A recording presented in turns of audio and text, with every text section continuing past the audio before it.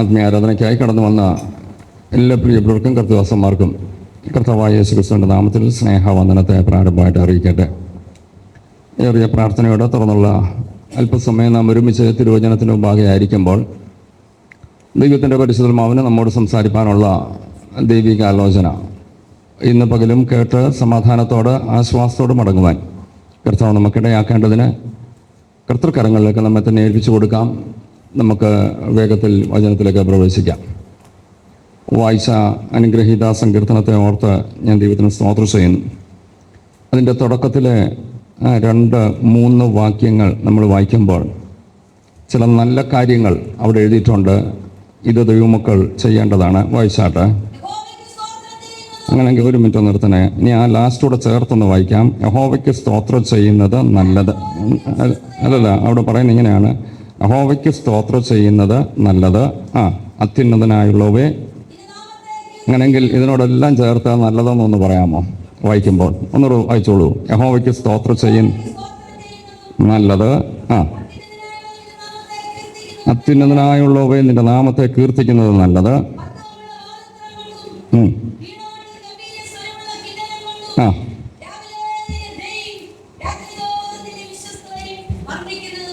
ഇതെല്ലാം നല്ല കാര്യങ്ങളാണ്. ദൈവസന്നിധിയിൽ കടന്നു വന്ന ദൈവമക്കൾ ഇത്തരം നല്ല കാര്യങ്ങളൊക്കെ ചെയ്യാൻ തയ്യാറാകണം. 10 കമ്പിയുള്ള വാദിത്രം കൈ അടിച്ച് നമുക്ക് ദൈവത്തെ സ്തുതിക്കാൻ കഴിയും. ഗംഭീര സ്വരമുള്ള കിന്നരം നമ്മുടെ ശബ്ദമെടുത്ത് ദൈവത്തിന് സ്തോത്രം ചെയ്യാൻ കഴിയും. നമ്മളെ കൊണ്ട് ചെയ്യാൻ കഴിയുന്ന നല്ല കാര്യങ്ങളൊക്കെ ദൈവസന്നിധിയിൽ ചെയ്യുന്നത് ദൈവത്തിന് പ്രസാദമാണ്. നല്ലത് എന്ന് വേദപുസ്തകം പറഞ്ഞത് നമ്മൾ അനുഷ്ഠിക്കാനാണ്, ചെയ്യേണ്ടതാണ്. ചെയ്താൽ ദൈവത്തിനത് പ്രസാദമാകും. ഇന്ന് പകൽ നമ്മുടെ ആരാധനയിൽ ഈ നല്ല കാര്യങ്ങളൊക്കെ ചെയ്ത് ദൈവത്തെ പ്രസാദിപ്പിച്ച് ജീവിതം മുന്നോട്ട് നയിക്കാനായിട്ട് വലിയവനായ കർത്താവ് നമുക്കിടയാക്കട്ടെ. ആ ഒരു ചിന്ത മാത്രം അതിൽ നിന്ന് ദൈവമക്കളോട് പങ്കുവയ്ക്കുവാനാണ് ഞാൻ ആഗ്രഹിക്കുന്നത്. ഇതിൻ്റെ പശ്ചാത്തലത്തിലേക്ക് ഒന്നും ഇറങ്ങാതെ കഴിഞ്ഞ ദിവസം ദൈവസന്നിധിയിൽ പ്രാർത്ഥനയോടെ ആയിരുന്നപ്പോൾ ദൈവത്തിൻ്റെ ആത്മാവ് ഇടപെട്ടതായ ഒരു ചിന്തയിലേക്ക് ദൈവമക്കൾ ശ്രദ്ധയെ കൊണ്ടുവരാൻ ആഗ്രഹിക്കുന്നു. നമുക്ക് ആ സങ്കീർത്തനത്തിൻ്റെ 12-ാമത്തെ വാക്യം വായിക്കാം.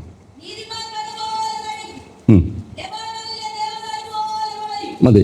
നീതിമാൻ പന പോലെ തഴയ്ക്കും. എന്നാൽ അറിഞ്ഞോ അറിയാതെയോ നമ്മൾക്കൊക്കെ പലപ്പോഴും പറയാനുള്ളൊരു വാക്കുണ്ട്: ദുഷ്ടൻ പന പോലെ. അങ്ങനൊരു വാക്ക് വേദപുസ്തകത്തിലില്ല. ദുഷ്ടന് തഴപ്പുണ്ട്. 37-ാം സങ്കീർത്തനം ഒന്നെടുക്കാം. അതിൻ്റെ 35-ാം വാക്യം എന്ന് വായിച്ചോ. സങ്കീർത്തനം 37-35.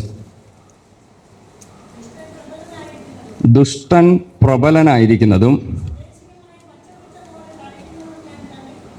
സ്വദേശികമായ പച്ചവൃക്ഷം പോലെ തഴയ്ക്കുന്നതും ഞാൻ കണ്ടിട്ടുണ്ട്.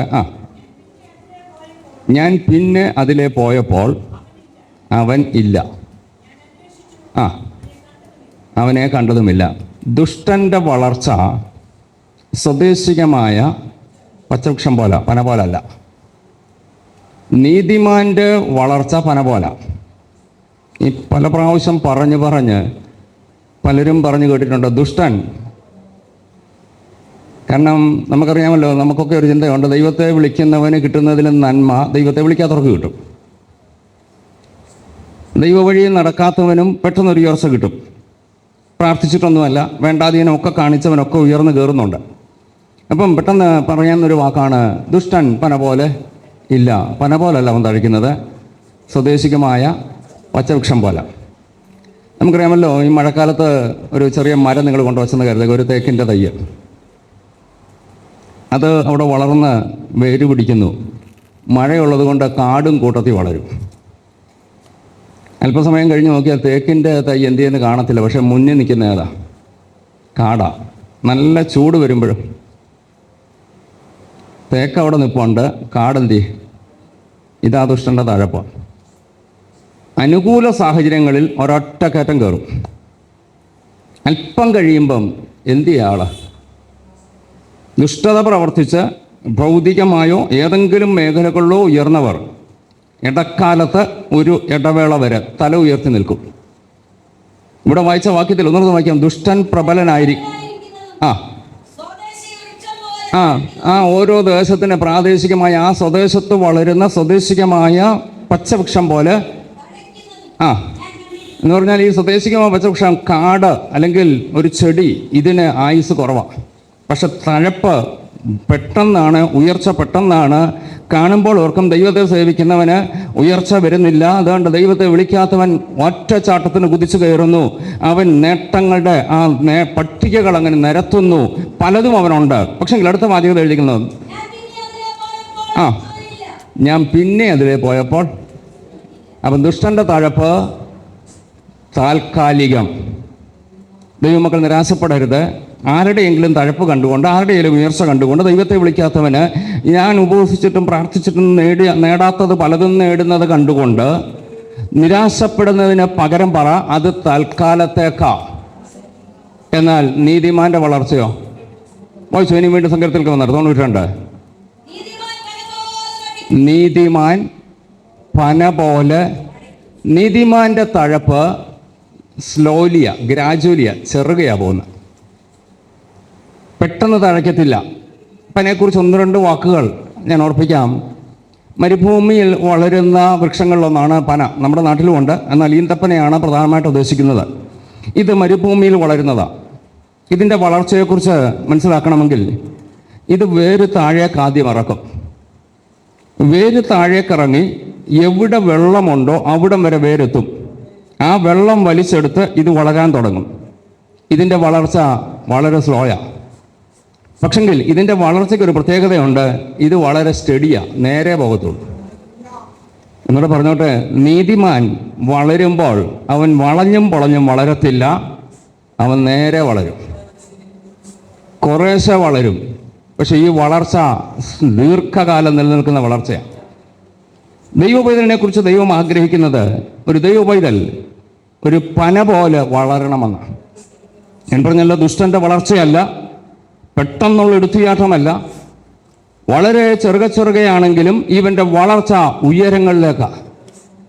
നിലനിൽക്കുന്നൊരു വളർച്ചയാണ്, നൂറ്റാണ്ടുകൾ നിൽക്കുന്ന ഒരു വളർച്ച. ദൈവം തൻ്റെ മക്കളെക്കുറിച്ച് ആഗ്രഹിക്കുന്നതാണ്. ഒരു ദൈവപൈതൽ പന പോലെ വളരാൻ ആഗ്രഹിക്കുന്ന, അല്ലെങ്കിൽ ഒന്നുകൂടെ വ്യക്തമാക്കിയാൽ ഒരു സ്ഥിരതയുള്ള വളർച്ച ദൈവമക്കളിൽ നിന്ന് ദൈവം ആഗ്രഹിക്കുന്നുണ്ട്. അല്പം കൂടെ വ്യക്തമാക്കട്ടെ, ദൈവം ആഗ്രഹിക്കുന്നത് സ്ഥിരതയുള്ളവരെയാണ്.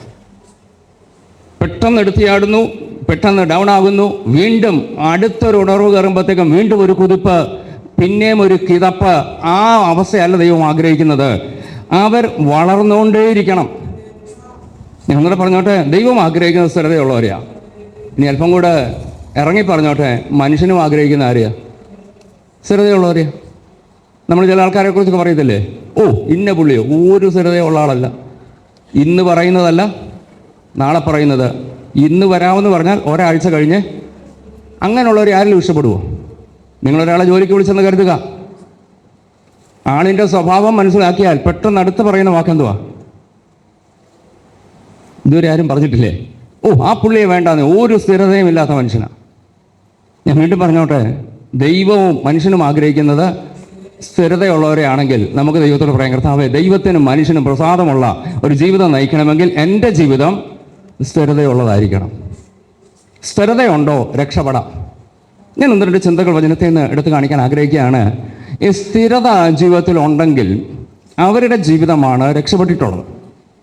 വേദപുസ്തകം ഉടനീളം പഠിച്ചു വന്നാൽ ഭക്തന്മാരുടെ ചരിത്രം, വേദപുസ്തകത്തിൻ്റെ വാക്യങ്ങൾ, അനവധി ഉപദേശങ്ങൾ, ഇതെല്ലാം നമ്മൾ എടുത്തു പഠിച്ചാൽ സ്ഥിരതയായിട്ട് സ്ഥിരമായി നിൽക്കാൻ തയ്യാറായി ദൈവകരങ്ങൾ കേൾപ്പിച്ചു കൊടുക്കാൻ തങ്ങളെ തന്നെ സമർപ്പിച്ച ഭക്തന്മാരെ ദൈവം മാനിച്ചിട്ടുണ്ട്.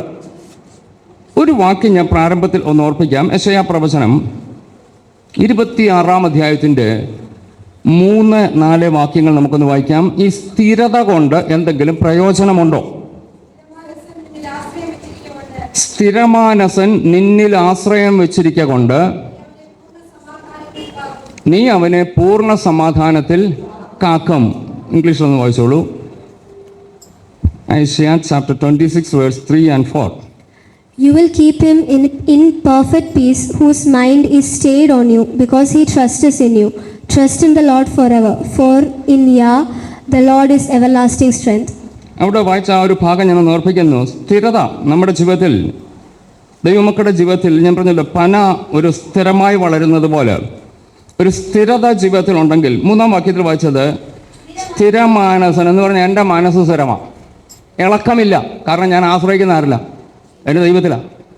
സർവശക്തനിൽ ആശ്രയിക്കുന്നവൻ്റെ മനസ്സ് സ്ഥിരതമായിരിക്കണം, ഇളകരുത്. ഇന്നൊരു നേട്ടം കണ്ടുകൊണ്ട് സന്തോഷിക്കുകയും നാളെ ഒരു പ്രശ്നം വരുമ്പോൾ കരയുകയും നിരാശപ്പെടുകയും ചെയ്യുന്ന മനസ്സാകരുത് ദൈവമക്കളുടെ ജീവിതത്തിൽ. എന്ത് സംഭവിച്ചാലും പറയണം, എൻ്റെ കർത്താവ് അറിയാതെ, എൻ്റെ കർത്താവ് അനുവദിക്കാതെ എൻ്റെ ജീവിതത്തിൽ ഒന്നും സംഭവിക്കത്തില്ല എന്നുള്ള ദൃഢനിശ്ചയത്തോടെ സ്ഥിരമായി നിൽക്കാൻ നമുക്ക് കഴിയണം. അവിടെ വായിച്ച വാക്യം ഇങ്ങനെയാണ്, സ്ഥിരതയുള്ള മനസ്സുണ്ടെങ്കിൽ, സ്ഥിരമാനസൻ. വായിച്ചോളൂ. നിന്റെ മനസ്സ് സ്ഥിരമാണെങ്കിൽ നീ ദൈവത്തിൽ ആശ്രയിക്കുന്നത് കൊണ്ട്. അപ്പം ദൈവം പൂർണ്ണ സമാധാനം തരുന്ന ആർക്കാ? മനസ്സിന് സ്ഥിരതയുണ്ടെങ്കിൽ.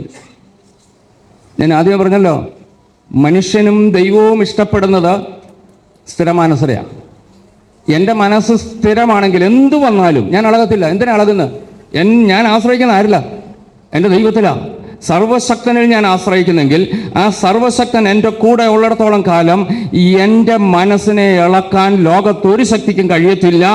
എൻ്റെ മനസ്സ് സ്ഥിരമാണെങ്കിൽ എനിക്ക് ലഭിക്കുന്ന അനുഗ്രഹമാണ് പൂർണ്ണ സമാധാനം. Yes, hallelujah. മനസ്സ് സ്ഥിരമാക്കിയാൽ സമാധാനമുണ്ട്.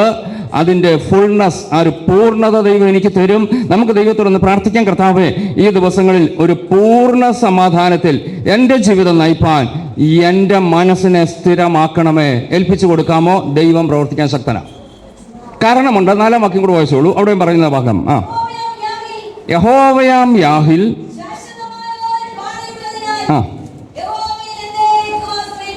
ദൈവത്തിൽ ഉറപ്പുള്ളൊരു പാറയുണ്ട്. ദൈവം ഉറപ്പുള്ള പാറയാണ്.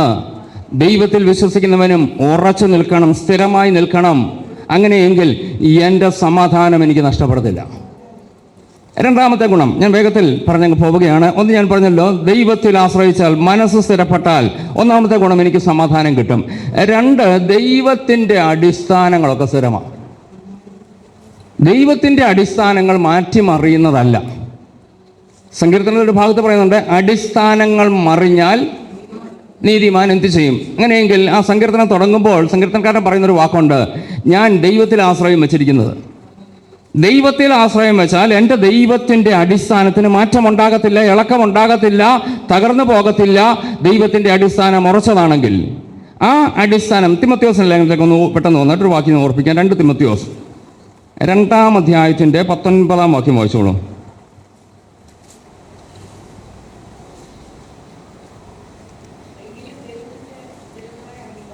വായിച്ചോളൂ. എങ്കിലും ദൈവത്തിൻ്റെ സ്ഥിരമായ അടിസ്ഥാനം മതി. ദൈവത്തിൻ്റെ അടിസ്ഥാനം സ്ഥിരമാണെങ്കിൽ ഒരു ദൈവപൈതലിൻ്റെ അടിസ്ഥാനവും സ്ഥിരമായിരിക്കണം. ആ ഭാഗത്ത് ഒന്നുകൂടെ പറയാം, ദൈവത്തിൻ്റെ സ്ഥിരമായ അടിസ്ഥാനം നിലനിൽക്കുന്നു. അങ്ങനെയെങ്കിൽ മനുഷ്യൻ ദൈവത്തിൽ ആശ്രയിക്കുന്നവൻ്റെ അടിസ്ഥാനവും നിലനിൽക്കണമെങ്കിൽ അത് സ്ഥിരമായിരിക്കണം. മാത്രമല്ല, അങ്ങനെയുള്ളവരെ ദൈവം അറിയുന്നു. ദൈവത്തിൽ ആശ്രയിച്ചുകൊണ്ട് ആ സ്ഥിരമായ അടിസ്ഥാനത്തിൽ ഉറച്ചു നിൽക്കുന്നവരെ അറിയുന്നൊരു ദൈവമാണ് നമ്മുടെ ദൈവം. ഇന്ന് പകൽ ദൈവമക്കൾ വളരെ ഗൗരവത്തോടെ ചിന്തയുടെ ഒപ്പം കൂടെ ഇറങ്ങിക്കോട്ടെ. സ്ഥിരതയോടെ നിൽക്കാമോ? അവരെ അറിയുന്നൊരു ദൈവം. Yes, hallelujah. ദൈവത്തിന് വേണ്ടി ഏത് പ്രശ്നത്തിൻ്റെ നടുവിലും, പ്രതിസന്ധിയുടെ നടുവിലും, ഒറ്റപ്പെടലിൻ്റെ നടുവിലും ദൈവത്തിന് വേണ്ടി നിൽക്കാൻ തയ്യാറാകാമെങ്കിൽ എൻ്റെ അടിസ്ഥാനം ഞാൻ മാറ്റത്തില്ല, മാറി മാറി ചിന്തിക്കത്തില്ല, മാറി മാറി പോകത്തില്ല. എൻ്റെ ദൈവത്തിന് വേണ്ടി ഞാൻ നിൽക്കാൻ തയ്യാറാണെന്ന് പറഞ്ഞാൽ ദൈവത്തിന് അങ്ങനെയുള്ളവരെ അറിയാം. നമുക്കതിനു വേണ്ടി ഏൽപ്പിച്ചു കൊടുത്ത് ദൈവത്തോട് പ്രാർത്ഥിക്കാം. പത്രോസിൻ്റെ 1-ാം ലേഖനത്തിലേക്ക് ഒന്ന് വന്നാട്ടെ. 1 പത്രോസ് 5-ാം അധ്യായത്തിൻ്റെ 9-ാം വാക്യം കൂടെ ഒന്ന് വായിച്ചോളൂ.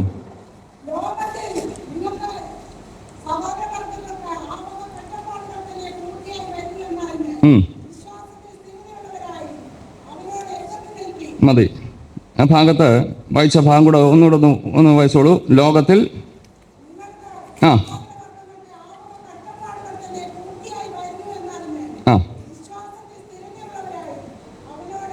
8-ാം വാക്യം കൂടെ ഒന്ന് വായിക്കാമോ? നിർമ്മതരായിരിപ്പീൻ.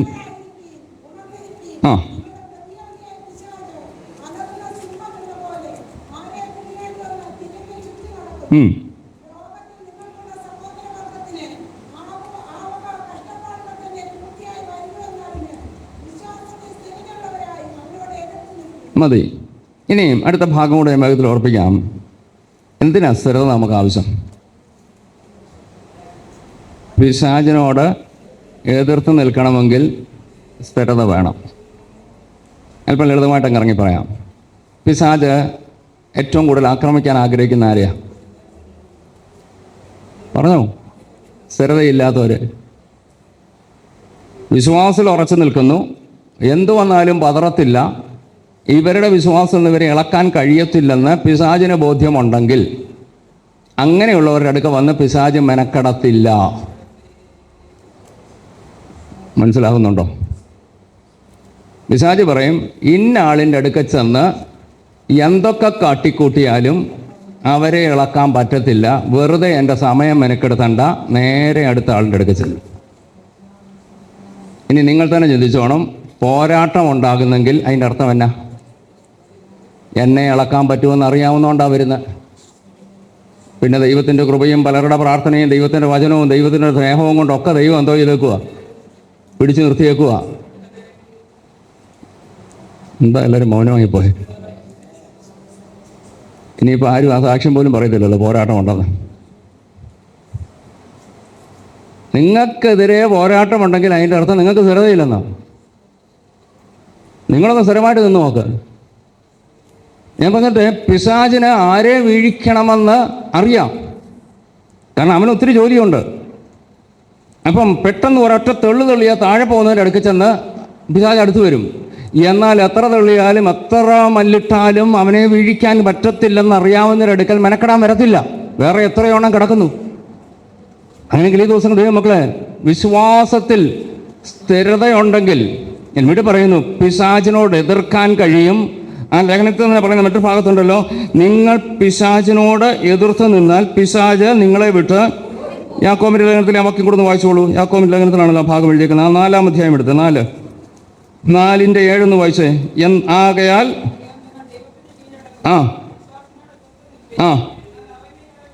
അവൻ നിങ്ങളെ വിട്ട് ഓടിപ്പോകും. ഇവിടെ വായിച്ച ഭാഗത്ത് കണ്ടല്ലോ, വിശ്വാസത്തിൽ സ്ഥിരതയുള്ളവരായി അവനോട് എതിർത്ത് നിൽക്കണം.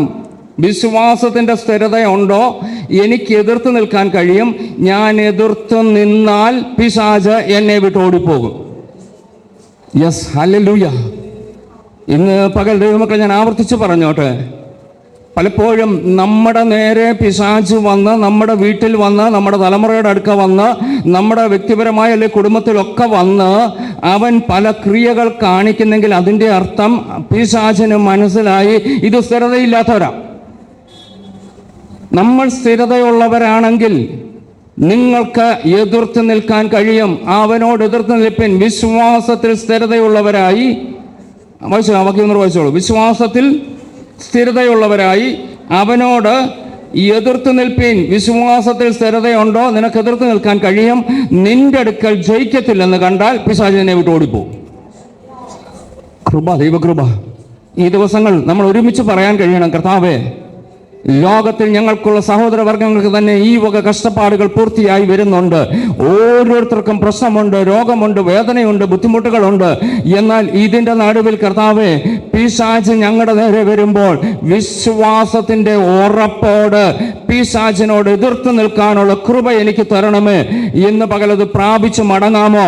നിന്റെ നേരെ വരുന്നതിനെ നിനക്ക് ഓടിച്ചു വിടാൻ കഴിയും. Yes, hallelujah. നമുക്ക് ദൈവസന്നിധിയിൽ അതിനുവേണ്ടി ഒന്ന് ഏൽപ്പിച്ചു കൊടുക്കാം. കർത്താവിന് അവിടെ ഒരു ഭാഗം കൂടെ ഉണ്ട്. യാക്കോബിന്റെ ലേഖനത്തിൽ വായിച്ച വാക്യം മറക്കരുത്. ദൈവത്തിന് ഒന്ന് വായിച്ചേ, ആ വാക്യം 4:7 വായിച്ചത്. ദൈവത്തിന് കീഴടങ്ങുവിൻ, പിശാചിനോട്. ഈ രണ്ടും ഒരുപോലെ കൊണ്ടുപോകണം. ദൈവത്തിന് കീഴടങ്ങാത്തൊരു വ്യക്തിക്ക് പിശാചിനോട് എതിർക്കാൻ പറ്റത്തില്ല. എൻ്റെ ക്രിസ്തീയ ജീവിതത്തിൽ ഞാൻ ദൈവത്തിന് എന്നെ തന്നെ സമർപ്പിച്ചു. ഞാനിപ്പോൾ ദൈവത്തിൻ്റെ വകയാണ്. ഞാൻ എൻ്റെ ദൈവത്തിൻ്റെ വകയാണെങ്കിൽ ദൈവം എൻ്റെ കൂടെയുണ്ട്, ദൈവം എൻ്റേതാണ്, ഞാൻ ദൈവത്തിൻ്റേതാണ്. അങ്ങനെയെങ്കിൽ ഞാനും ദൈവവും ഒരുമിച്ച് പിശാചിൻ്റെ നേരെ ചെല്ലുമ്പോൾ അവൻ എന്നെ വിട്ട് ഓടിപ്പോകും. ദൈവത്തിന് പൂർണ്ണമായി കീഴടങ്ങാൻ കഴിയാതെ പിശാചിനോട് നിങ്ങൾക്ക് എതിർക്കാൻ കഴിയത്തില്ല. ദൈവത്തിന് പൂർണ്ണമായി കീഴടങ്ങുമ്പോൾ നിങ്ങൾ സ്ഥിരതയുള്ളവരായി മാറും. ആ വിശ്വാസത്തിന്റെ സ്ഥിരത കൊണ്ട് എനിക്ക് പിശാചിനോട് എതിർത്ത് നിൽക്കാൻ കഴിയും. ഈ ദിവസങ്ങൾ നമുക്ക് ദൈവത്തോട് പ്രാർത്ഥിക്കാം, കർത്താവേ, ആ പനയുടെ വളർച്ച പോലെ ഒരു സ്ഥിരതയുള്ള വളർച്ച, സ്ഥിരതയുള്ള ഉയർച്ച, അനേകർക്ക് ആശ്വാസമാകുന്ന ഒരു വളർച്ച, അനേകർക്ക് ആശ്വാസമാകുന്ന ഒരു തഴപ്പ് കർത്താവെ എൻ്റെ ജീവിതത്തിൽ തരണമേ. എനിക്ക് സ്ഥിരതയോടെ നിൽപ്പാൻ കർത്താവെ എന്നെ ഇടയാക്കണമേ. ദൈവത്തോട് പ്രാർത്ഥിക്കാം. ഒന്ന് രണ്ട് ചിന്തകളുടെ വേഗത്തിൽ ഓർപ്പിച്ച എൻ്റെ വാക്കുകൾ അവസാനിപ്പിക്കാൻ ആഗ്രഹിക്കുകയാണ്. നമ്മുടെ ജീവിതത്തിൽ സ്ഥിരത ദൈവം ആഗ്രഹിക്കുന്നുണ്ട്. ഞാൻ പറഞ്ഞല്ലോ, ഒന്ന്, നമ്മുടെ ഗുണത്തിന് എൻ്റെ സമാധാനം പൂർണ്ണമാകണമെങ്കിൽ സ്ഥിരത വേണം. രണ്ടാമത് നമ്മൾ ചിന്തിച്ചതാണ്, ദൈവത്തിൻ്റെ അടിസ്ഥാനം സ്ഥിരമാണ്, അങ്ങനെയെങ്കിൽ നമ്മുടെ അടിസ്ഥാനം എന്തായിരിക്കണം? സ്ഥിരതയുള്ളതായിരിക്കണം. മൂന്നാമത് പറഞ്ഞത്, പിശാചിനോട് എതിർത്ത് നിൽക്കണമെങ്കിൽ എനിക്ക് സ്ഥിരത വേണം. എബ്രായർ ലേഖനം 12-ാം അധ്യായത്തിൻ്റെ 1-ാം വാക്യം കൂടെ വായിച്ചു. വളരെ പരിശുദ്ധമായ ഒരു വചനമാണെങ്കിലും ഒന്ന് വായിച്ചു കേൾക്കാം. എബ്രായർ 12:1.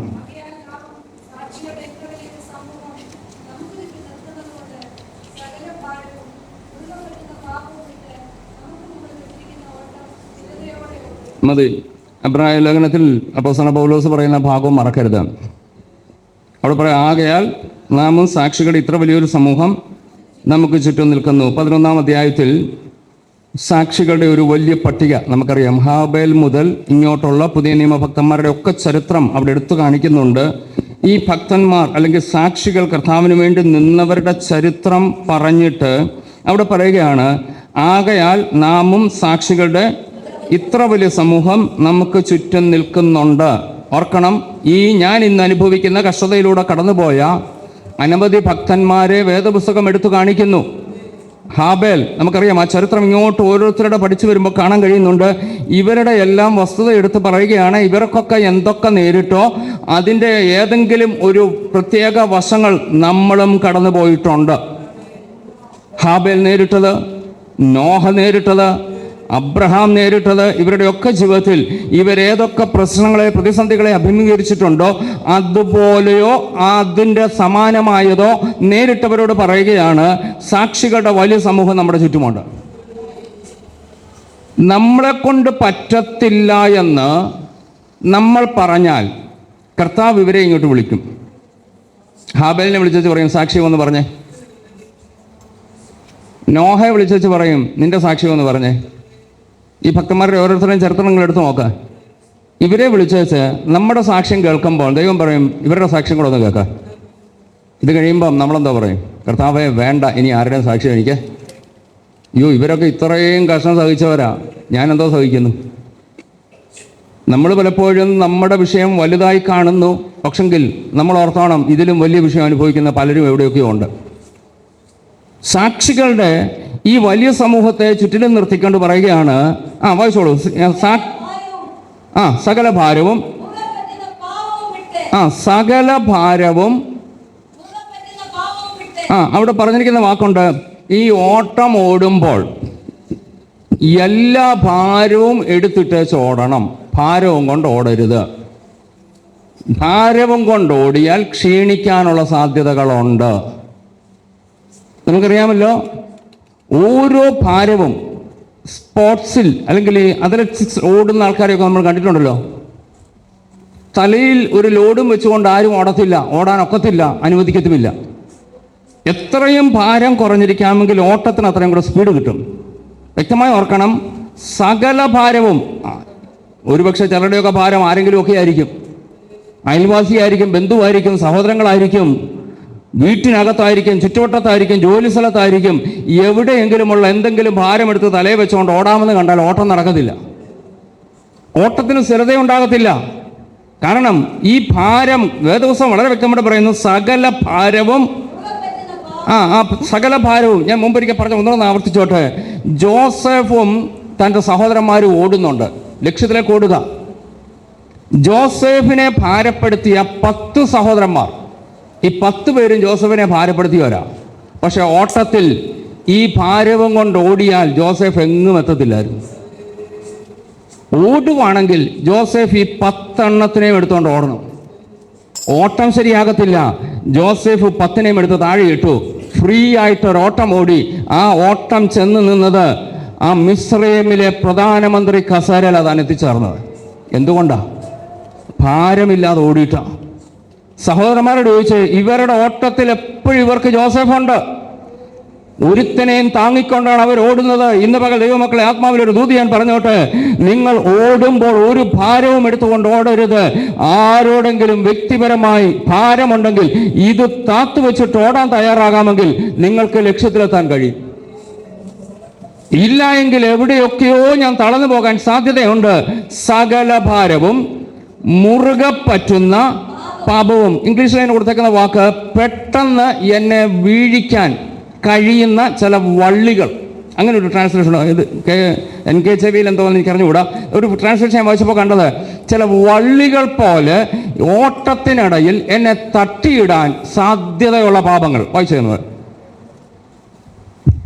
Therefore, we also, since we are surrounded by so great a cloud of witness, let us lay aside every weight and the sin which is so easily ensnares us, and let us run with endurance the race that is set before us. പെട്ടെന്ന് നമ്മളെ വീഴിക്കാൻ സാധ്യതയുള്ള പാപങ്ങൾ. എല്ലാ പാപത്തിലും എല്ലാവരും വീഴത്തില്ല. എന്നാൽ ചില പാപം, ഓരോ വ്യക്തിപരമായ വ്യത്യാസം കാണും, വീഴിക്കാൻ സാധ്യതയുള്ള പാപങ്ങൾ. ഇത് വിട്ട് ഞാൻ ഓടണം, ഭാരം വിടണം. തീർന്നില്ല, എന്നെ വീഴിക്കാൻ സാധ്യതയുള്ള പാപം. വ്യക്തിപരമായി നമ്മൾ ചിന്തിച്ചോണം, എവിടെയാണ് ഞാൻ തെറ്റിപ്പോകാൻ സാധ്യതയുള്ളത്, അതിൽ നിന്ന് ഞാൻ രക്ഷപ്പെട്ട് ഓടിക്കോണം. തീർന്നില്ല, അടുത്ത വിഷയത്തിലേക്ക് വരികയാണ്. സകല ഭാരവും മുറുകെ പറ്റുന്ന പാപവും വിട്ട് അപ്പൊ ഈ ഓട്ടം ഓടേണ്ടത് എങ്ങനെ? സ്ഥിരതയോടെ. ഇല്ല എങ്കിലുള്ള പ്രശ്നം ഇടയ്ക്ക് തളർന്നു പോകും. Slowly and steadily win the race. ഓട്ടം വിജയിക്കുന്നത് സ്റ്റഡി റേസാണ്. അതായത് സ്ഥിരതയോടെ ഓടിയാലേ ഓട്ടം ജയിക്കത്തുള്ളൂ. പഴയ കാലത്തൊരു കഥയുണ്ട്, കുഞ്ഞുങ്ങൾക്കൊന്നും ആ പഴയ കഥകളൊന്നും അറിയത്തില്ലായിരിക്കും. ആമയും മുയലും കൂടെ ഓടിയ കഥ കേട്ടിട്ടുണ്ടോ? ഓക്കെ, നല്ലതാ. ഇന്നിപ്പം ന്യൂ ജെൻ സ്റ്റോറീസാണ്, ഇതൊരു ഓൾഡ് ജെൻ സ്റ്റോറിയാണ്. എന്തായാലും വേഗത്തിലൊന്ന് പറഞ്ഞേക്കാം. ഈ രണ്ടുപേരും കൂടെ ഓടാൻ തീരുമാനിച്ചു. കേട്ടിട്ടില്ലാത്ത കുഞ്ഞുങ്ങളും ഉണ്ടെന്ന് തോന്നുന്നു, പലരുടെ മുഖം കണ്ടിട്ട്. ഇന്നിപ്പോൾ അവരുടെ കഥകളൊക്കെ വേറെ ഒത്തിരി കഥകളല്ലേ. പഴയ കാലത്തെ സംഭവമൊക്കെ ഇന്നത്തെ കുഞ്ഞുങ്ങൾക്ക് ആക്സെപ്റ്റ് ചെയ്യാൻ തന്നെ പാടാം.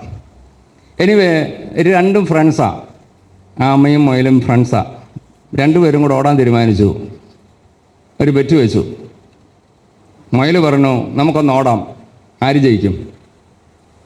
ആര് ജയിക്കും? മുയൽ ഭയങ്കര ഫാസ്റ്റാണ്, ആമ വളരെ സ്ലോയാണ്. ഇവർ തീരുമാനിച്ച് ഓട്ടം ആരംഭിച്ചു. ഈ 1 കിലോമീറ്റർ ദൂരത്ത് ചെന്ന് ഫിനിഷിംഗ് പോയിന്റ് വെച്ചിട്ട് ഓട്ടം ആരംഭിച്ച റെഡി 1 2 3 എന്ന് പറഞ്ഞു. മുയൽ ഒരൊറ്റപ്പിടിപ്പീര. ആമ ചെറുക വരുന്നതേ ഉള്ളൂ. ഇവന് ചില സ്പീഡ് കൂടുതലാണ്. കുറേ ഓടിയപ്പോഴത്തേക്കും ക്ഷീണിച്ചു. തിരിഞ്ഞു നോക്കിയപ്പോൾ മറ്റേ പുള്ളിയെ കാണാൻ പോലും ഇല്ല. എന്നാൽ പിന്നെ ഒന്ന് ഉറങ്ങിയേക്കാം, ഒന്ന് റെസ്റ്റ് എടുത്തേക്കാം. കണ്ണു അടച്ച് കിടന്നൊരു ഉറക്കം ഉറങ്ങി. എപ്പോഴും എണീറ്റെന്നൊന്നും അറിഞ്ഞില്ല. എണീറ്റ് കഴിഞ്ഞിട്ട് മുമ്പിലും പുറകിലും നോക്കിയിട്ട് പാർട്ടിയെ കാണുന്നില്ല. എന്നാൽ പിന്നെ ഒരൊറ്റ കുതിപ്പോട് നോക്കിയപ്പോഴത്തേക്കും ആമ ഫിനിഷിംഗ് ലൈൻ ക്രോസ് ചെയ്തു. ആമയുടെ ഓട്ടം സ്ഥിരതയോടെയായിരുന്നു. മുയലിൻ്റെ ഓട്ടം, ഒരു കാര്യം ഇടയ്ക്ക് കയറി ഒന്ന് പറഞ്ഞോട്ടെ, ആത്മീയ വിഷയത്തിലാണെങ്കിലും ഏത് വിഷയത്തിലാണെങ്കിലും സ്പീഡ് കൂടുമ്പം ഓർത്തോണം, ഇടയ്ക്ക് തളരും. അപ്പം പാസ്റ്റർ, എന്താ ഞങ്ങൾ ആത്മീയത്തിൽ സ്പീഡ് വേണ്ടെന്നാണോ? സ്റ്റഡി ആയിരിക്കണമെന്നേ ഉള്ളൂ. സ്പീഡ് കൂടിയാൽ കുറച്ച് കഴിയുമ്പം തളരും, ഉറപ്പാണ്. മയിലിനെ പറ്റിയത് ഭയങ്കര സ്പീഡാണ്. സ്പീഡ് കൂടിയപ്പോഴത്തേക്കും ക്ഷീണിച്ചപ്പോൾ ഒന്ന് ഉറങ്ങാമെന്ന് വെച്ചു. കാര്യം തീർന്നില്ലേ? നമ്മൾ ഓർത്തോണം, ദൈവം നമ്മളെക്കുറിച്ച് ആഗ്രഹിക്കുന്നത്, ദൈവം ആഗ്രഹിക്കുന്ന ചില സ്പീഡുണ്ട്. എന്ന് പറഞ്ഞാൽ സ്പീഡ് വേണ്ടെന്നല്ല പറഞ്ഞത്. ദൈവം ആഗ്രഹിക്കുന്ന ചില വേഗതയുണ്ട്. നമുക്കറിയാമല്ലോ, ഈ വാഹനമൊക്കെ ഓടിച്ചു പോകുന്നവർക്കറിയാം, റോഡുകളിൽ ചില സ്പീഡ് ലിമിറ്റ് വെച്ചിട്ടുണ്ടല്ലോ. എല്ലാ റോഡിലും കൂടെ 100-ലൊന്നും ഓടാനൊക്കത്തില്ല. ചിലയിടത്ത് അവർ പറയും 50 അല്ലെങ്കിൽ 40 60. എന്തിനാ? അവിടെ അത്രേ പറ്റത്തുള്ളൂ. നമ്മൾ ആ നിയമം പാലിച്ചുകൊണ്ട് മുന്നേറുക. ദൈവം ആഗ്രഹിക്കുന്നത് ഒരു സ്റ്റഡി ലൈഫാണ്, ഒരു സ്ഥിരതയുള്ളൊരു ജീവിതമാണ്, സ്ഥിരതയുള്ളൊരു ആത്മീയമാണ് കർത്താവ് നമ്മളെക്കുറിച്ച് ആഗ്രഹിക്കുന്നത്. ഞാൻ വീണ്ടും പറയുന്നു, ഈ ഓട്ടം ഓടി പൂർത്തീകരിക്കണമെങ്കിൽ എന്തുണ്ടാകണം? സ്ഥിരതയുണ്ടാകണം. വായിച്ചോളൊരിക്കൽ കൂടെ ആകയാൽ നാമും സാക്ഷികളുടെ ഇത്ര വലിയൊരു സമൂഹം നമുക്ക് ചുറ്റും നിൽക്കുന്നത് കൊണ്ട് സകല ഭാരവും മുറുകെ പറ്റുന്ന പാപവും വിട്ട് മുമ്പിൽ വെച്ചിരിക്കുന്ന ഓട്ടം സ്ഥിരതയോടെ ഓടണം. ദൈവം ആഗ്രഹിക്കുന്നത് ഒരു സ്ഥിരതയാണ്. സ്ഥിരതയോടെ ഓടാമോ ലക്ഷ്യത്തിലെത്തും. ഇല്ല എങ്കിൽ കുതിപ്പിന് ശേഷം ഒരു കിതപ്പുണ്ട്. വീണ്ടും എഴുന്നേറ്റ് പോകുമ്പോഴത്തേക്ക് നിങ്ങളുടെ സ്ഥിരത നഷ്ടപ്പെട്ടു പോവുകയാണ്. നമുക്ക് ദൈവത്തോട് പറയാം, കർത്താവേ, എൻ്റെ ആത്മീയ ജീവിതത്തിൽ ഒരു സ്ഥിരത എനിക്ക് തരാം. ഈ സ്ഥിരത ദൈവം ആഗ്രഹിക്കുന്നുണ്ട്. അപ്പോസ്തലനായ പത്രോസ് ഇതേക്കുറിച്ച് പറയുന്ന ഒരു വാക്കുകൂടെ ഞാൻ ഓർപ്പിക്കാം. 2 പത്രോസ് തോന്നുന്നു 1-ാം അധ്യായത്തിലേക്ക് ഒന്ന് വന്നിട്ട് അവിടെ നമ്മുടെ ജീവിതത്തിൽ ഇത് ആവശ്യമാണെന്ന് പത്രോസ് അപ്പോസ്തലൻ പറയുന്നുണ്ട്. 2 പത്രോസ് 1-ാം അധ്യായം 3 മുതലുള്ള വാക്യങ്ങൾ അങ്ങ് വായിച്ചോളും. തൻ്റെ മഹത്വത്താലും വീര്യത്താലും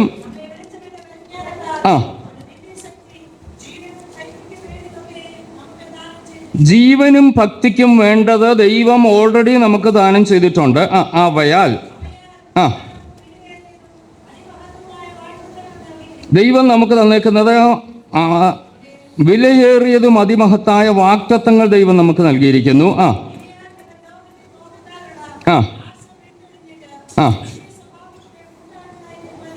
അപ്പം ദൈവം, ഞാൻ ആ ഭാഗത്തൊക്കെ കടന്നു വരുന്നതിന് മുമ്പ് ഒന്ന് വിശദീകരിച്ചോട്ടെ. ദൈവത്തിൻ്റെ ദിവ്യ സ്വഭാവത്തോട് കൂട്ടാളികളാകാനായിട്ട് ദൈവം നമ്മളെ വിളിച്ചു വേർതിരിച്ചു. ഈ ലോകത്തിൻ്റെ മോഹങ്ങളിൽ നിന്ന് മാറി നിന്നുകൊണ്ട് ദിവ്യ സ്വഭാവത്തിന് കൂട്ടാളികളായി വിലയേറിയ വാഗ്ദത്തങ്ങളുടെ അവകാശികളാകാൻ ദൈവം നമ്മളെ വിളിച്ചിരിക്കുക. 3-ാം വാക്യം അവിടെ പറയുന്നത്, തൻ്റെ മഹത്വത്താലും വീര്യത്താലും നമ്മെ വിളിച്ചവൻ എന്നെ വിളിച്ചു. നമ്മൾ ഓരോരുത്തരും വാക്കണം, ഇവിടെ ഇരിക്കുന്ന ഓരോരുത്തരെയും എൻ്റെ കർത്താവ് വിളിച്ചു. എന്തിനാ? ദിവ്യ സ്വഭാവത്തിന് കൂട്ടാളിയാകണം, യേശുവിനെ പോലെ ആകണം. എൻ്റെ ജീവിതം ഈ ഭൂമിയിൽ ഞാൻ എത്ര കാലം ജീവിക്കുമോ അത്രയും കാലം യേശുവിൻ്റെ ഒരു പ്രതിനിധിയായി എന്നെ കാണുന്നവർ എന്നിലൂടെ യേശുവിനെ കാണത്തക്ക രീതിയിൽ എൻ്റെ ജീവിതത്തെ മാറ്റണം. ഓടി നടന്ന് എല്ലായിടത്തും സുവിശേഷം പറയാൻ കഴിഞ്ഞെന്നൊരു പക്ഷെ വന്നില്ലെങ്കിലും നിങ്ങളെ കാണുന്നവർ നിങ്ങളിലൂടെ ഒരു സുവിശേഷം കാണണം. വീണ്ടും പറഞ്ഞോട്ടെ, നിങ്ങളെ കാണുന്നവർ നിങ്ങളിലൂടെ യേശുവിനെ കാണണം. യേശുവിനെ പിടിക്കാൻ ഗത്സമന തോട്ടത്തിൽ വന്ന ആ പട്ടാളത്തിന് യേശുവിനെ തിരിച്ചറിയാൻ കഴിയാതെ പോയതിൻ്റെ കാരണം 3.5 വർഷമായിട്ട് യേശുവിൻ്റെ കൂടെ നടന്ന ശിഷ്യന്മാരും യേശുവും ഒരുപോലെ ഇരിക്കുന്നു. യൂദ ചുംബനം കൊടുത്ത് കാണിച്ചു കൊടുക്കേണ്ടി വന്നതിൻ്റെ കാരണം യേശുവാരാ ശിഷ്യനാരാ എന്ന് തിരിച്ചറിയാൻ കഴിയാത്ത രീതിയിൽ ഇവരുടെ ആ രൂപം അല്ലെങ്കിൽ സ്വഭാവങ്ങൾ ഒന്നായി മാറിയതുപോലെ ദൈവമക്കളെ, നമ്മൾ യേശുവിനോട് കൂടെ നടക്കാൻ തുടങ്ങിയിട്ട് കാലങ്ങൾ പലതായി. നമ്മളെ കാണുന്നവർ നമ്മളിലൂടെ യേശുവിനെ കാണണം. ആ ദിവ്യ സ്വഭാവത്തിന് കൂട്ടാളികളാകാൻ കർത്താവ് എന്നെ വിളിച്ചിരിക്കുകയാണ്. വായിച്ചോളൂ, ഞാൻ പിന്നീട് വിശദീകരിക്കാം. ഭാഗം വായിച്ചോ. അവിടെ ആ ഭാഗങ്ങൾ ശ്രദ്ധിച്ചോണം. യേശുവിനെ പോലാകാൻ, ദിവ്യ സ്വഭാവത്തിന് കൂട്ടാളികളാകാൻ എന്നെ തൻ്റെ മഹത്വത്താലും വീര്യത്താലും വിളിച്ചിരിക്കുന്ന ദൈവം ആ ദിവ്യ സ്വഭാവത്തിന് കൂട്ടാളിയാകാനായിട്ട് എന്നെ വിളിച്ചപ്പോൾ ഞാൻ ചെയ്യേണ്ട കാര്യമാണ് എഴുതിയിരിക്കുന്നത്. അതുനിമിത്തം തന്നെ നിങ്ങൾ സകല ഉത്സാഹവും കഴിച്ച് വിശ്വാസത്തോടെ വീര്യം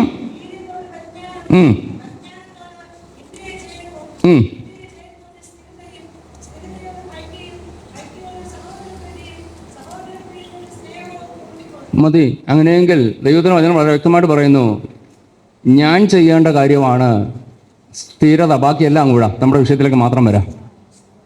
ഞാൻ സകല ഉത്സാഹവും കഴിച്ച് സ്ഥിരതയുള്ളവനായിരിക്കാൻ ദൈവം ആഗ്രഹിക്കുന്നുണ്ട്. എന്തിനാ എന്നെ വിളിച്ചത്? വിളി എന്തുവാ? നമ്മൾ ഇംഗ്ലീഷ് ഒന്ന് വായിച്ചേ, വേഴ്സ് 3 onwards.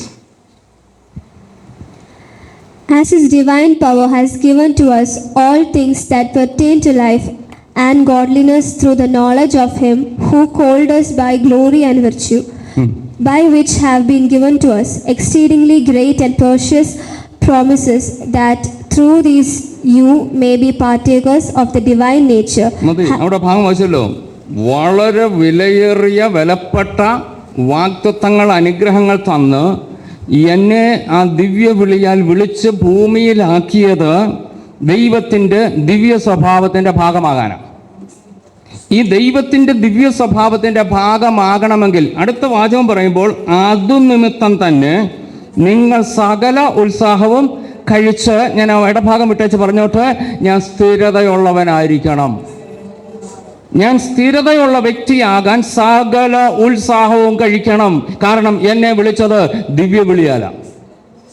എന്നെ വിളിച്ചത് സ്വർഗത്തിൻ്റെ ഒരു അംബാസിഡറാക്കി ഭൂമിയിലാക്കാനാ എന്നെ വിളിച്ചതെങ്കിൽ എന്നിൽ നിന്ന് കർത്താവ് ആഗ്രഹിക്കുന്നത് ഈ ഭൂമിയിൽ ഞാൻ ജീവിക്കുമ്പോൾ എൻ്റെ യേശുവിനെ പോലെ ജീവിക്കണം. കൃപ, ദൈവകൃപ.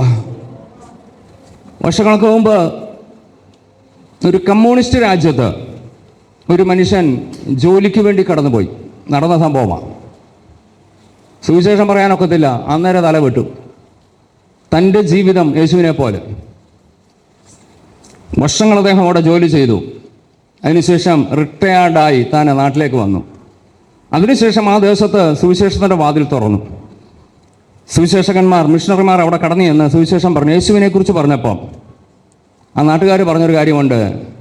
5-6 വർഷം മുമ്പ് യേശു ഇവിടെ ഉണ്ടായിരുന്നു. എനിക്ക് യേശുവോ? നിങ്ങൾ ഈ പറഞ്ഞ എല്ലാം ഉള്ളൊരു മനുഷ്യൻ ഇവിടെ ഉണ്ടായിരുന്നു. അപ്പോൾ ആ മനുഷ്യർ, ആ നാട്ടുകാർ ഈ മനുഷ്യനിലൂടെ ആരെ കണ്ടു? യേശുവിനെ കണ്ടു. യേശുവിനെ കുറിച്ച് പറഞ്ഞപ്പോൾ അവർക്ക് മനസ്സിലായി, എടാ ഈ പറയുന്ന സ്വഭാവം എല്ലാം അങ്ങേർക്കുണ്ടായിരുന്നല്ലോ. സഹിക്കുന്നു, ക്ഷമിക്കുന്നു, പൊറുക്കുന്നു, യേശുവിലുള്ള ഗുണങ്ങൾ എന്തൊക്കെയോ. ദൈവമക്കളെ, ഞാൻ എന്നോട് പറഞ്ഞോട്ടെ, നമ്മളിലൂടെ ഇത് പുറത്തു വരണം. അതിനാ വിളിച്ചത്. എന്നെ വിളിച്ചത് ആ വാക്യത്തിൽ, ഞാൻ ആ ഭാഗം ഒന്നിരുന്ന് പറഞ്ഞോട്ടെ, വായിച്ചോട്ടെ. 4-ാം വാക്യത്തിൽ, അവയാൽ അവൻ നമുക്ക് വിലയേറിയതും അതിമഹത്തായ, എന്തിനാ വിലയേറിയതും അതിമഹത്തായ വാഗ്ദത്തം തന്നു? ഇവിടെ ഞാൻ ഏറ്റവും സമ്പന്നനാകാനാണോ? ഇവിടെ കൊട്ടാരതുല്യമായ വീട് വയ്ക്കാനോ ഏറ്റവും ഉന്നതമായ നിലയിൽ എത്താനോ അല്ല വാഗ്ദത്തം തന്നത്. അത് ഈ ഭൂമിയിൽ പാർക്കുന്നിടത്തോളം കാലം ദൈവം തന്നാൽ സ്വീകരിച്ചോ. പക്ഷെങ്കിൽ ഓർത്തണം, ഒരു നാൾ ഇതെല്ലാം വിട്ടേച്ച് പോയേ പറ്റത്തുള്ളൂ. ഭക്തൻ പാടുന്നൊരു പാട്ടുണ്ടല്ലോ, കൊട്ടാരമായാലും വിട്ടേ മതിയാവൂ, കോട്ടയ്ക്കകത്തേക്ക് മൃത്യു വരും. അങ്ങനെയെങ്കിൽ എത്ര 10,000 നില കെട്ടിപ്പൊക്കിയാലും അതിനുള്ളിലും മൃത്യു വരുമെന്ന് പറയുന്നെങ്കിൽ, അങ്ങനെയെങ്കിൽ ഓർത്തോണം, എനിക്ക് വാഗ്ദത്തം തന്നത് ഇവിടുത്തെ ഉന്നതിക്ക് വേണ്ടിയുള്ള വാഗ്ദത്തമല്ല, ദിവ്യ സ്വഭാവത്തിന് കൂട്ടാളിയാകാനുള്ള വാഗ്ദത്തമാണ് ദൈവം തന്നേക്കുന്നത്. Yes, hallelujah. ഞാൻ വീണ്ടും പറഞ്ഞോട്ടെ, ഇവിടെ ഞാൻ എത്ര ഉന്നതനായാലും, എത്ര ഡിഗ്രി സമ്പാദിച്ചാലും, എത്ര പണം സമ്പാദിച്ചാലും, എത്ര മഹത്വം പ്രാപിച്ചാലും, എൻ്റെ അവസാന ശ്വാസത്തോടെ അതെല്ലാം തീരും. നിത്യതയിൽ ഇതൊന്നും എനിക്ക് കൊണ്ടുപോകാൻ കഴിയത്തില്ല. നിത്യതയിൽ ഞാൻ എത്തണമെങ്കിൽ ദൈവത്തിൻ്റെ ദിവ്യ സ്വഭാവത്തിന് കൂട്ടാളിയായെങ്കിൽ എനിക്ക് നിത്യതയിലെത്താൻ കഴിയത്തുള്ളൂ. വായിച്ചോളൂ ആ വാക്യം, 4-ാമത്തെ വാക്യം ഒരിക്കൽ കൂടെ വായിച്ചു. അവിടെ നിന്നൊരു ചെറിയ കാര്യം കൂടെ പറഞ്ഞ് ദൈവാത്മാവ് വീണ്ടും ശക്തമായി പ്രേരിപ്പിക്കുന്നുണ്ട്. ആ ഭാഗം പറഞ്ഞ് ഞാൻ അവസാനിപ്പിച്ചേക്കാം. വിലയേറിയതും അതിമഹത്തായ വാഗ്ദത്തങ്ങളും നൽകിയിരിക്കുന്നു. ലോകത്തിന്റെ മോഹം നാശത്തിലേക്ക് കൊണ്ടുപോകും. ലോകത്തിന്റെ മോഹത്താലുള്ള നാശം വിട്ടൊഴിഞ്ഞ് ദിവ്യ സ്വഭാവത്തിന് കൂട്ടാളികളാകും. അങ്ങനെയെങ്കിൽ ഞാൻ വീണ്ടും പറഞ്ഞോട്ടെ, എന്തിനാ ദൈവം വാഗ്ദത്തം തന്ന്? ലോകത്തിന്റെ മോഹത്താലുള്ള നാശത്തിൽ നിന്ന് ഒഴിയാനായിട്ട്. ലോകത്തിന്റെ മോഹങ്ങൾ ഉയർച്ചയിലേക്ക് എത്തിക്കത്തില്ല, ലോകത്തിന്റെ മോഹങ്ങൾ നാശത്തിലേ എത്തിക്കത്തുള്ളൂ. എന്നാൽ അതിനെ വിട്ടൊഴിഞ്ഞാൽ എനിക്ക് ദൈവത്തിന്റെ സ്വഭാവമുള്ള വ്യക്തിയായി മാറാൻ കഴിയും. Yes, hallelujah. ദൈവം എന്നെക്കുറിച്ച് അത് ആഗ്രഹിക്കുന്നെങ്കിൽ, എനിക്ക് വേണ്ടി അവസാനത്തുള്ളി രക്തം വരെ ഈ മൂറ്റി തന്നത്, ഞാൻ വീണ്ടും പറഞ്ഞോട്ടെ, ഞാൻ ഇവിടുത്തെ ഏറ്റവും ഉന്നതനാകാനല്ല. ആകുന്നെങ്കിൽ ആയിക്കോ, ഞാൻ ഇതിനൊന്നും എതിരല്ല. ഞാൻ എപ്പോഴും പറയാറുണ്ടല്ലോ, നമ്മുടെ കുഞ്ഞുങ്ങളൊക്കെ ഏറ്റവും ടോപ്പിൽ എത്തണമെന്നാണ് എൻ്റെ ആഗ്രഹം. ആകണം. കാരണം മറ്റുള്ളവരുടെ മുമ്പിൽ ദൈവത്തെ സേവിക്കുന്നവൻ്റെ തലമുറ മാനിക്കപ്പെട്ടെന്നുള്ളത് കാണത്തക്കവണ്ണം പ്രകടമായി ദൈവം തന്ന ചില അനുഗ്രഹങ്ങളാണ്. അത് പ്രാപിച്ചോ, പക്ഷെങ്കിൽ അതിനപ്പുറം ചിലതുണ്ട്. നമ്മുടെ കാഴ്ചപ്പാട് ഈ ഭൂമി കൊണ്ട് ഒതുങ്ങരുത്. പലപ്പോഴും നമുക്കുണ്ടാകുന്ന പ്രശ്നം, നമ്മൾ അറിഞ്ഞോ അറിയാതെയോ ഈ ലോകത്തിൻ്റെ മോഹങ്ങൾ, ലോകത്തിൻ്റെ ഉയർച്ച, ഇവിടുത്തെ നേട്ടം, ഇവിടുത്തെ ടോപ്പ് നല്ലത്, ഞാൻ വീണ്ടും പറയുന്നു, പക്ഷെങ്കിൽ ഇതിനൊരു പരിധിയുണ്ട്. എന്നുവരെയുണ്ട് ഇത്? എൻ്റെ അവസാന ശ്വാസം വരെ. ഇനി അല്പം കൂടെ പറഞ്ഞോട്ടെ, എത്ര ഉന്നതനായിരുന്നാലും എനിക്ക് സുബോധമുള്ളിടത്തോളം കാലമേ ജനം എന്നെ അംഗീകരിക്കത്തുള്ളൂ. മനസ്സിൻ്റെ സമനില തെറ്റാൻ അധികം സമയം വേണ്ടല്ലോ. ഒരുത്തൻ്റെ മനസ്സിൻ്റെ സമനില തെറ്റിയാൽ എത്ര ഉന്നതനാണെങ്കിലും പിന്നെ അവിടെ പിടിച്ചിരുത്തുമോ? ദാനിയേലിൻ്റെ പുസ്തകത്തിൽ നമ്മൾ കാണുന്നുണ്ടല്ലോ, ഒരു നെബൂഖദ്നേസർ രാജാവ്. ആ രാജാവ് ഒടുവിൽ എന്തോ സംഭവിച്ചെന്നാണ് പറഞ്ഞു. അഹങ്കാരത്തിൻ്റെ വാക്കൊക്കെ വിളിച്ച് പറഞ്ഞു, എൻ്റെ ധനമഹാത്മ്യത്താൽ ഞാൻ പണിത മഹതിയാം ബാബിലോൺ അല്ലയോ എന്ന് പറഞ്ഞുകൊണ്ട് മട്ടുപ്പാവിലൂടെ സഞ്ചരിച്ചു. അടുത്ത വാചകത്തിൽ കാണുന്നത് എന്തുവാ? കാളയെപ്പോലെ പുല്ല് തെറ്റിച്ചു എന്ന് പറഞ്ഞാൽ ഇവൻ്റെ മനോനില തെറ്റി. രാജാവാ, പക്ഷെ ആ സീറ്റിൽ നിന്ന് ഇറങ്ങിപ്പോയേച്ച് ആ തോട്ടത്തിൽ നട്ടു വളർത്തിയ പോച്ച തിന്നാൻ തുടങ്ങിയപ്പോൾ ആൾക്കാർക്ക് മനസ്സിലായി ഇങ്ങേരുടെ സമനില തെറ്റി. ഇന്നലെ വരെ രാജാവ് മാനസിക നില തെറ്റി ഭ്രാന്തനായെന്ന് മനസ്സിലാക്കിയപ്പോൾ ഭ്രാന്തനെ പിന്നെ പിടിച്ച് ആരെങ്കിലും കസാലിലെടുത്തു? ഇത്രയുള്ളെന്ന് ഓർത്തോണം.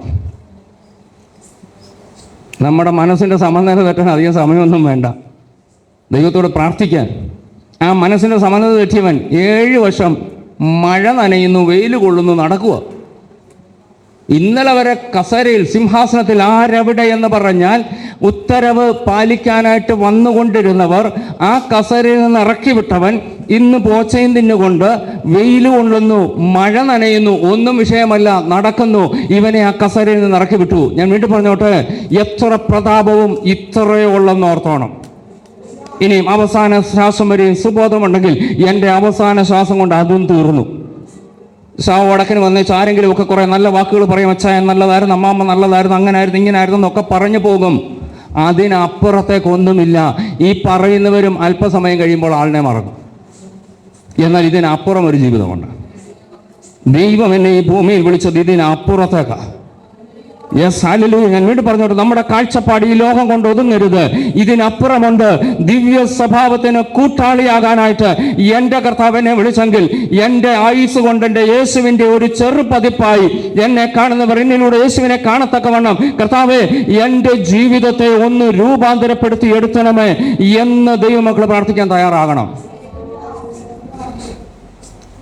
അങ്ങനെയെങ്കിൽ യേശുവിൻ്റെ ചെറുപതിപ്പാകണമെങ്കിൽ നമ്മൾ ചിലപ്പോൾ ചില നഷ്ടമൊക്കെ സഹിക്കേണ്ടി വരും. യേശുവിനെ പോലെ ജീവിക്കേണ്ടി വരും. ഇങ്ങോട്ട് വല്ലതും പറഞ്ഞാൽ സന്തോഷത്തോടെ സഹിക്കാൻ തയ്യാറായിക്കോണം. തിരിച്ച് പറയാനൊന്നും പോകരുത്. നമ്മൾ യേശുവിൻ്റെ പതിപ്പാണെങ്കിൽ യേശുവിനെ പോലെ ആകണം, യേശുവിനെ പോലെ ജീവിക്കണം. എങ്കിൽ മാത്രമേ ആ ജീവിതം കൊണ്ട് അർത്ഥമുള്ളൂ. ചില വർഷങ്ങൾക്ക് മുമ്പ് ഒരു നാടക കമ്പനി യേശുവിൻ്റെ അത് കാണിക്കുക, ക്രൂശീകരണം, ഒരുത്തനെ പിടിച്ച് യേശുവാക്കി. നമുക്കറിയാമല്ലോ, ഒത്തിരി പേരെ ആക്കിയിട്ടുണ്ട്. യൂദായുണ്ട്, മഹാപുരോഹിതനുണ്ട്, പടയാളികളുണ്ട്, എല്ലാം ഉണ്ട്. അപ്പോൾ ഒരുത്തനെ പിടിച്ച് യേശുവാക്കി. പക്ഷെങ്കിൽ ഇതിനിടയ്ക്ക് എന്തോ ഗ്യാപ്പ് വന്നപ്പം ഇവൻ ഇറങ്ങിപ്പോയി കള്ളു കുടിച്ചു. നാടകമല്ലേ? യേശു പോയി കള്ളു കുടിച്ചു, യേശുവായിട്ട് ആക്ട് ചെയ്യണം. കള്ളു കുടിച്ചേച്ച് വന്നു. അപ്പം ആ പടയാളി കന്നത്തൊരടി കൊടുത്തു. യേശുവും തിരിച്ചൊരെണ്ണവും കൊടുത്തു. കാഴ്ചക്കാരോർത്തു ഇനിയും 2020 മോഡൽ യേശു ഇങ്ങനെ അടിച്ചാൽ പെട്ടെന്ന് ഒരു കർട്ടൻ താത്തു. അയാളോട് പറഞ്ഞിടോ, നീ യേശുവാ? ആണോ? ഞാൻ യേശുവാണോ? നീ തിരിച്ചടിക്കാൻ പാടില്ല. എൻ്റെ സംവിധായകനാകെ ടെൻഷനായി. അടുത്ത് വരുന്നത് മുൾക്കരിയുടെ അടിച്ചിറക്കുക. കന്നത്തടിച്ചപ്പം ഇവൻ തിരിച്ചടിച്ചെങ്കിൽ മുൾക്കരിയുടെ അടിച്ചാൽ എന്തോ സംഭവിക്കാൻ പോകുന്നു. അവനോട് പറഞ്ഞടാ, നീ യേശുവാ, മുൾക്കരിയുടെ അടിച്ചിറക്കുന്ന, നീ തിരിച്ചൊന്നും ചെയ്യരുത്, കാരണം നമുക്കിത് വിജയിപ്പിക്കണം. അയാളിങ്ങനെ നിർനിമേഷനായി നിൽക്കും. എന്തോ സംഭവിക്കാൻ പോകുന്നത് അങ്ങേർക്കും അറിയത്തില്ല. ഒടുവിൽ മുൾക്കിരീടം അടിക്കാനായിട്ട് പടയാളികൾ വന്ന് മുൾക്കിരീടം അടിച്ചപ്പം ഈ മനുഷ്യൻ നിന്നുകൊണ്ട് പറഞ്ഞു, ഏട്ടാ, ക്രൂശീകരണത്തിന് ശേഷം ഒരു ഉയർപ്പുണ്ടെന്ന് ഓർത്തോണം, അന്ന് ഞാൻ നിന്നെ കാണിക്കാം. ഇതാ ഇന്നത്തെ മോഡേൺ യേശു. ദൈവമക്കളെ, നമ്മളാരാ?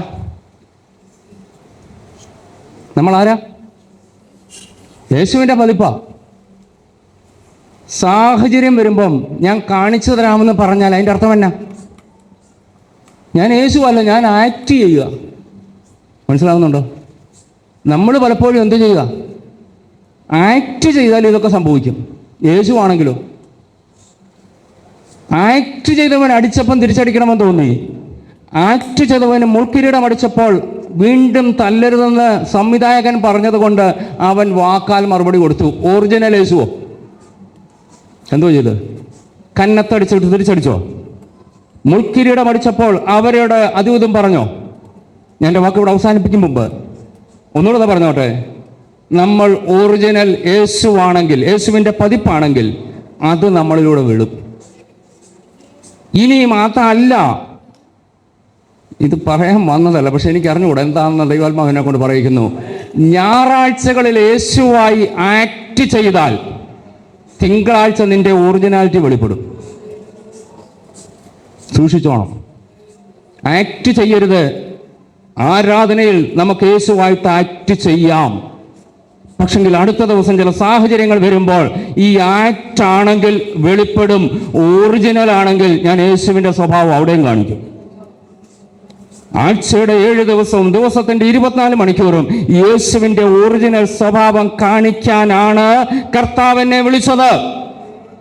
ഇന്ന് പകൽ ഞാൻ ആവർത്തിച്ച് പറഞ്ഞോട്ടെ, യേശുവിനെ പോലെ ആകാനാ യേശു എന്നെ വിളിച്ചത്. ആ വാക്യം ഞാൻ ഒന്നുകൂടെ പറയുന്നു, ദിവ്യ സ്വഭാവത്തിന് കൂട്ടാളിയാകാനാ കർത്താവ് എന്നെ വിളിച്ചത്. Yes, hallelujah. അങ്ങനെയെങ്കിൽ ദിവ്യ സ്വഭാവത്തിന് കൂട്ടാളിയാകണ്ട ഞാൻ ചെയ്യേണ്ട കാര്യമാണ് അവിടെ പറഞ്ഞത്. അതു നിമിത്തം തന്നെ സകല ഉത്സാഹവും കഴിച്ച്, ഞാൻ ആ ഭാഗത്തേക്ക് മാത്രം വരുന്നു, സ്ഥിരതയുള്ളവരായിരിക്കണം. ദൈവം അനുവദിച്ച പിന്നീട് ഏതെങ്കിലും സമയത്ത് മറ്റു ഭാഗങ്ങളിലേക്ക് ഞാൻ ഇറങ്ങാം. ഇത്രയും മാത്രം ഇന്ന് നമുക്ക് മനസ്സിലേക്ക് തീർക്കുക. സ്ഥിരതയുള്ളവരായിരിക്കണം. ആത്മീയ വിഷയത്തിൽ സ്ഥിരതയുള്ളവരായിരിക്കാനായിട്ട് കർത്താവിനെ കുറിച്ച് ആഗ്രഹിക്കുന്നുണ്ട്. അടുത്തൊരു വാക്യം കൂടെ വായിച്ചിട്ട്, 8-ാം വാക്യം കൂടെ വായിച്ചോട്ടെ. ഇവ നിങ്ങൾക്കുണ്ടായി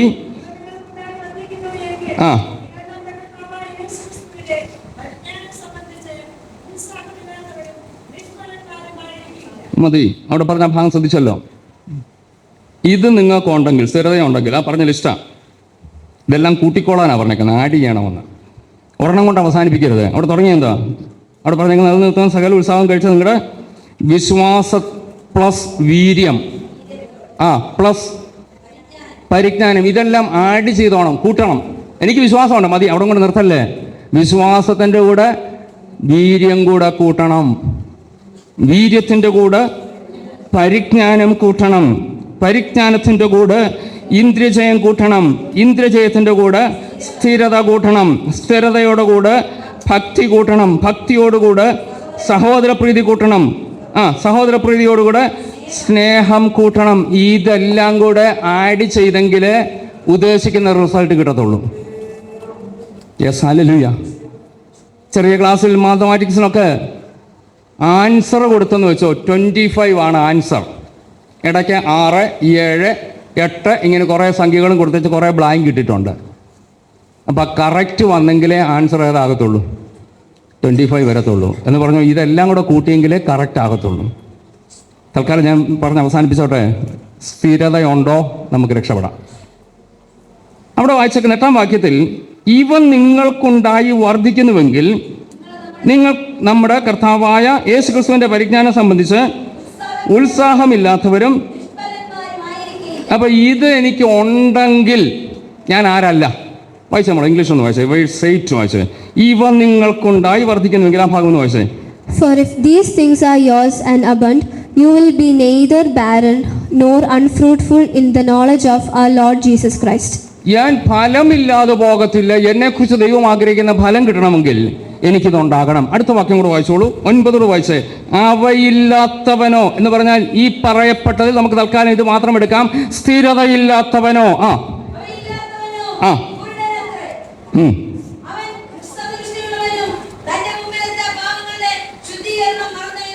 വായിച്ചോളൂ ഇംഗ്ലീഷിലൂടെ. മതി മതി, അത് മതി.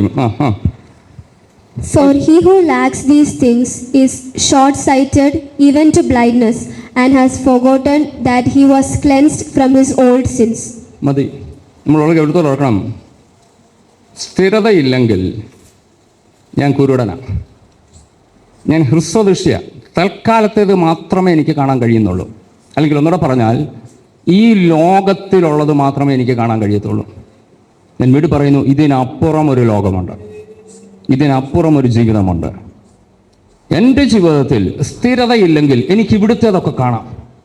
എൻ്റെ മക്കളുടെ ഭാവി, എൻ്റെ ഭാവി, ഞാൻ 100 വർഷം വരെ ജീവിച്ചെങ്കിൽ 100 വർഷം വരെയുള്ള കാര്യങ്ങൾ ഓരോന്നൊക്കെ നമുക്ക് കണക്ക് കൂട്ടി ഇവിടുത്തെ കാര്യങ്ങളിൽ നമുക്ക് സെക്യൂർ ആക്കാം, ഉറപ്പാക്കാം. പക്ഷെങ്കിൽ ഇത് ഇല്ലാത്തത് കൊണ്ട്, സ്ഥിരതയില്ലാത്തത് കൊണ്ടാണ് ഹ്രസ്വദൃഷ്ടിയിൽ ഈ ഭൂമിയിലെ ചിലതിൽ മാത്രം ഞാൻ ഒതുങ്ങി നിൽക്കുന്നത്.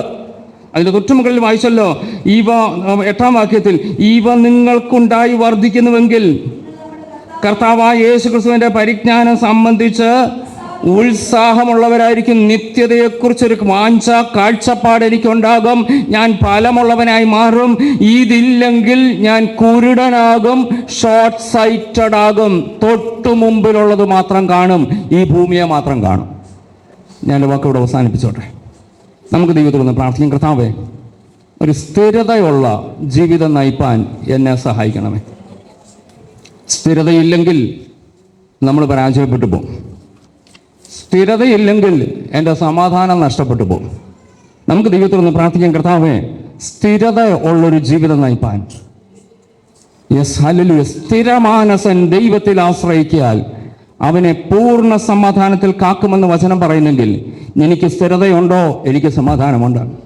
ദൈവത്തിൻ്റെ അടിസ്ഥാനം സ്ഥിരതയുള്ളതാണെങ്കിൽ എൻ്റെയും അടിസ്ഥാനം സ്ഥിരതയുള്ളതായിരിക്കണം. നമുക്ക് ദൈവത്തോട് പ്രാർത്ഥിക്കാം. വിശ്വാസത്തിൽ സ്ഥിരതയോടെ നിൽക്കാമോ? പിശാച് നിങ്ങളെ വിട്ട് ഓടിപ്പോകും. നമുക്ക് എതിർത്ത് നിൽക്കാൻ കഴിയും. പിശാച് എന്നെ വിട്ട് ഓടിപ്പോകും. എൻ്റെ ഓട്ടം സ്ഥിരതയോടെ അല്ലെങ്കിൽ ഞാൻ പരാജയപ്പെടാൻ സാധ്യതയുണ്ട്. നമുക്കൊരുമിച്ച് ദൈവസന്നിധിയിൽ ഒന്ന് പ്രാർത്ഥിക്കാൻ തയ്യാറാകാമോ? എന്നെ വിളിച്ചത് ദിവ്യ തേജസ്സിന് അവകാശിയായിട്ടാണ്, നിത്യതയ്ക്ക് അവകാശിയായിട്ടാണ്. യേശുവിൻ്റെ ദിവ്യ സ്വഭാവത്തിന് കൂട്ടാളിയാകാനാണ് കർത്താവ് എന്നെ വിളിച്ചത്. എൻ്റെ ഈ ചെറിയ ആയുസ് കൊണ്ട് സ്വർഗത്തിൽ ചെന്നിട്ട് യേശുവിനെ പോലെ ജീവിക്കാമെന്ന് കരുതിയാൽ അവിടെ അങ്ങനെ പറ്റത്തുള്ളൂ. പക്ഷെങ്കിൽ അവിടെയല്ല, ഇവിടെയാ യേശുവിനെ പോലെ ഞാൻ ജീവിക്കേണ്ടത്. അപ്പോസ്തലൻ പൗലോസ് ഫിലിപ്പിയർക്ക് ലേഖനം എഴുതുമ്പോൾ പ്രത്യേക പദം പറയുന്നുണ്ട്. വക്രതയും കോട്ടവുമുള്ള തലമുറയുടെ നടുവിൽ നിങ്ങൾ അനിന്യരും പരമാർത്ഥികളും ദൈവത്തിൻ്റെ നിഷ്കളങ്ക മക്കളായും ജീവിപ്പീൻ. ദൈവം നമ്മളെക്കുറിച്ച് ആഗ്രഹിക്കുന്ന ഈ ഭൂമിയിലെ ചെറിയ ജീവിതത്തിൽ ദൈവത്തെ പ്രസാദിപ്പിച്ച് ദൈവത്തിൻ്റെ പ്രതിരൂപങ്ങളായി, ദൈവത്തിൻ്റെ അംബാസിഡേഴ്സായി, യേശുവിന് പകരമായി യേശുവിനെ ഈ ഭൂമിയിൽ വെളിപ്പെടുത്താൻ എന്നെ ആക്കിയിടത്ത് കർത്താവേ, ഞാൻ യേശുവിനെ പോലെ ജീവിപ്പാൻ ആ ദിവ്യ സ്വഭാവം എനിക്ക് തരണമേ. ദൈവത്തോടൊന്ന് പ്രാർത്ഥിച്ചാട്ടെ. നമുക്ക് ആക്ട് ചെയ്യാൻ പറ്റും. നേരത്തെ നമ്മൾ ആ ഉദാഹരണം പറഞ്ഞതുപോലെ അതൊക്കെ ആക്റ്റാ. സ്വഭാവം അതാണെങ്കിൽ തിരിച്ചടിക്കത്തില്ല. സ്വഭാവം യേശുവിൻ്റെതാണെങ്കിൽ തിരിച്ചു പറയത്തില്ല. യേശുവിനെ പോലെ ആക്ട് ചെയ്യാൻ കഴിയുന്നവർക്ക് ഒരുപക്ഷെ യേശുവെന്ന് മറ്റുള്ളവരുടെ മുമ്പിൽ കുറെ കാലത്തേക്ക് നമ്മളെ ആ രീതിയിൽ ഒരു മൂടുപടം ഇട്ടുകൊണ്ട് പ്രദർശിപ്പിക്കാൻ കഴിയും. പക്ഷെങ്കിൽ ചില പ്രത്യേക സാഹചര്യത്തിൽ വെളിപ്പെടും. നമുക്ക് ദൈവത്തോട് പറയാം, കർത്താവേ, ആക്ട് ചെയ്യാനല്ല, ആ ദിവ്യ സ്വഭാവത്തിൻ്റെ ഉടമയാകാൻ എന്നെ സഹായിക്കണമേ. കൃപ, ദൈവകൃപ നമുക്കതിനു വേണ്ടി സമർപ്പിക്കാൻ, ഏൽപ്പിച്ചു കൊടുക്കാം. ഈ വചനങ്ങൾ അതിനൊരു മുഖാന്തരമാകട്ടെ എന്നുള്ള പ്രാർത്ഥനയോടെ ഞാൻ വാക്കുകൾക്ക് ഇവിടെ വിരാമം കൊടുക്കുന്നു. ദൈവം നമ്മളെ ഇവരെയും സഹായിക്കുകയും അനുഗ്രഹിക്കുകയും ചെയ്യുമാറാകും.